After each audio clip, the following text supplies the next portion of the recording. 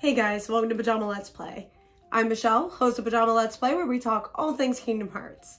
Today I'm going to explore what happened to Skuld, and if that was in fact her we saw on Dark Road, and why I don't believe she is Subject X.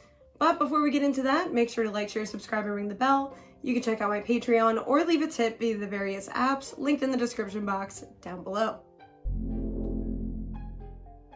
As always, there will be spoilers, so heads up there. I recently went on the Landy Lodge's podcast, and we discussed a lot of different topics, but this one seemed to catch a lot of people by surprise, so I was encouraged to dig into it a little deeper. Let's start with the obvious.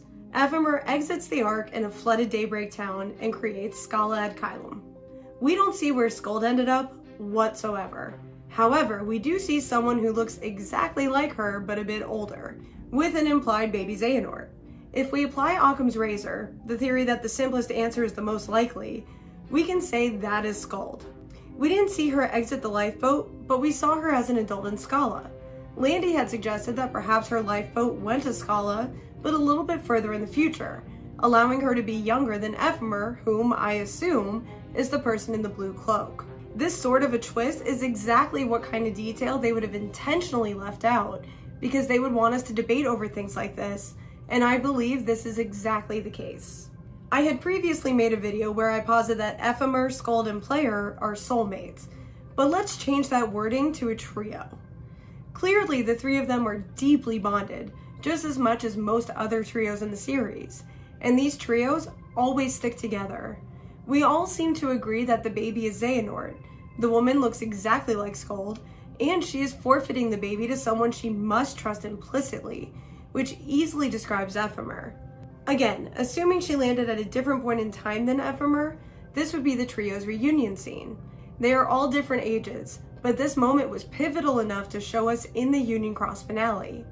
In a video linked here, I point out a lot of Judeo-Christian allegories I've noticed throughout the series. But one I did not mention is that I believe Ephemer and Skuld form a sort of parallel to Adam and Eve. I do not believe Ephemer is the father of Xehanort. That could be just about anyone. But I do believe Skuld is the mother. Regardless, the reason they're the Adam and Eve parallel is because they are the remaining dandelions, carrying over the light to start the world anew.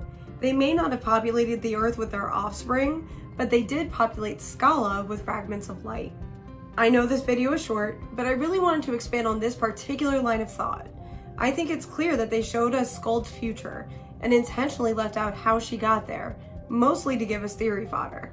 They like when we don't have all of the information and keeping us on the theory crafting mode. And I really do feel like that's all that was. This, to me, means she is not Subject X, because we can assume she spent her time in Scala far away from those experiments. Alternatively, if she is Subject X, it's possible that Luciu just put her in Scala when he saved her from the researchers and the experiments. So the debate is still there to be had. But what do you think? Are Ephemer, Skuld, and Player a trio? Was that Skuld in the Union Cross finale? Are they essentially the Adam and Eve of the Fragments of Light? Tell me all about your thoughts in the comments down below. Have a theory you'd like me to cover? Here's my email address and you're welcome to send them all over. Also, don't forget to like, share, subscribe, and ring the bell. You can check out my Patreon or leave a tip via the various apps linked in the description box down below. Until next time.